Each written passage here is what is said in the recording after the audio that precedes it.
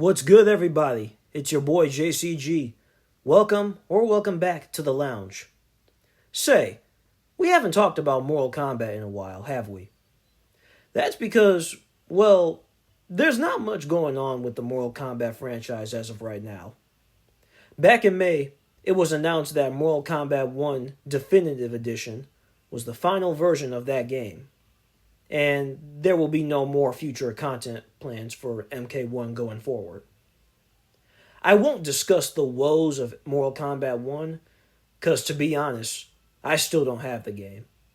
And this isn't a video talking about what ultimately went wrong with Mortal Kombat 1, even though I definitely have some good reasons as to why that is.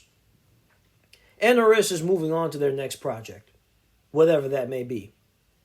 Some are saying it's another Mortal Kombat game, possibly the sequel to Mortal Kombat 1. Some say it's Injustice 3. I sure would hope that's the case. There are even folks saying that it's possible the next game could be another Mortal Kombat vs. DC universe. That latter option most likely isn't going to happen anytime soon. I don't know what NRS is doing for their next game, and neither does anyone else. However, I have a pitch for the next Mortal Kombat game.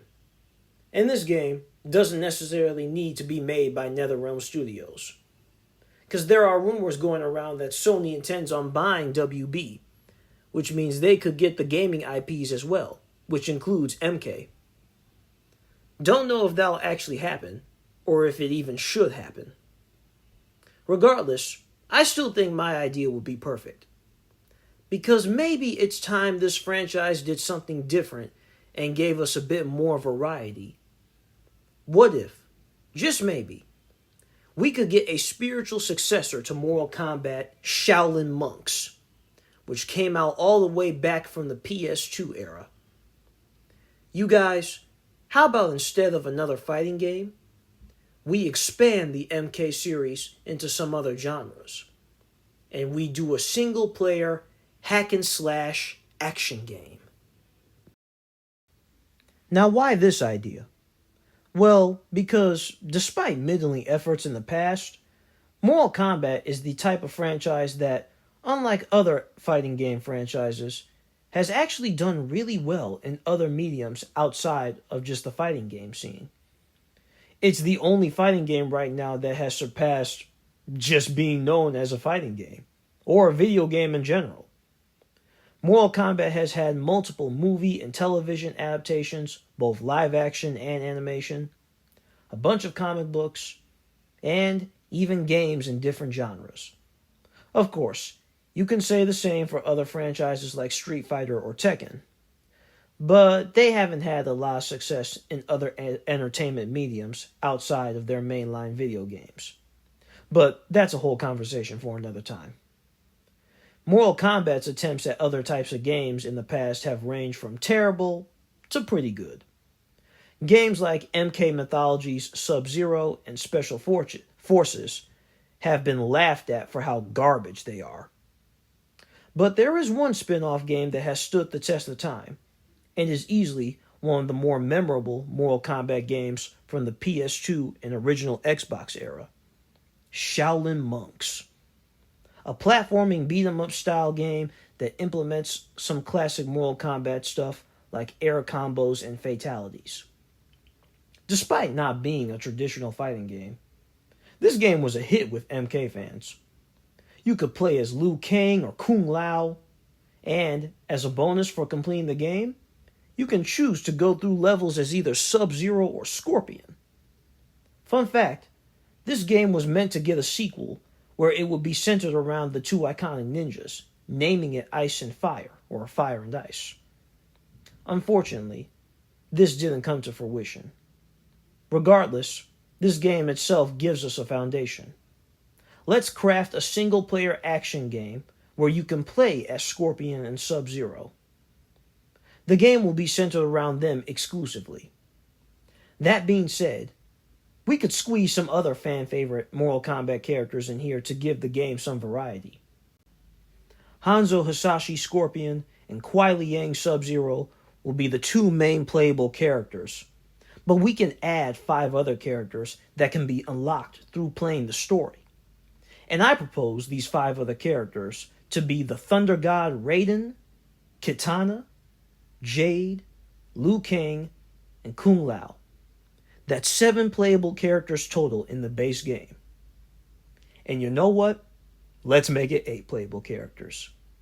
Because I propose we have a special pre-order bonus DLC character to get people excited. If you pre-order the game, you can play as Melina and get an extra bonus mission where you exclusively play as her. That is my roster for the game. So how would this game play? Well, I did say it would be a hack and slash action game. Why, you ask? Because why not? The hack and slash subgenre, or character action genre, is perfect for the Mortal Kombat brand. I was thinking we take inspiration from games like Ninja Gaiden, the classic God of War games, specifically God of War 3, Nier Automata, and the upcoming Phantom Blade Zero. I want to see these characters do long, creative, insanely fast combos, utilizing their powers and weapons to extend their attacks and style on enemies.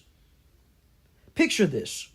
Scorpion can play something similar to Ryu Hayabusa from Ninja Gaiden, where he can launch an enemy into the air and use both his swords and spear, iconic spear, to juggle them.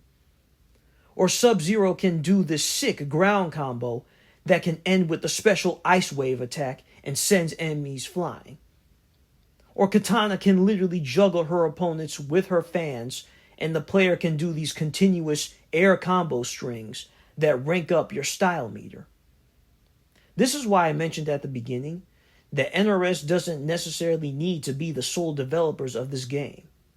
Because maybe, if WB Games allows it, they can have a developer like Team Ninja or Platinum Games or Shift Up Corporation, the developers of Stellar Blade, another action game, take on the Mortal Kombat IP and allow them to work their magic and give us something equivalent to my idea.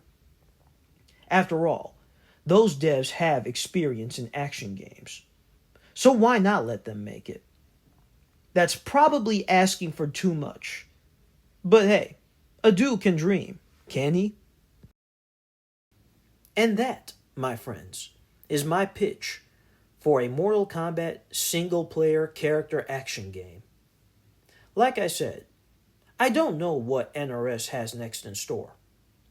I do think that if WB wants to truly keep the MK brand alive, then doing something different with the brand and delving into other gaming avenues would be smart. I mean, we already get Mortal Kombat mobile games.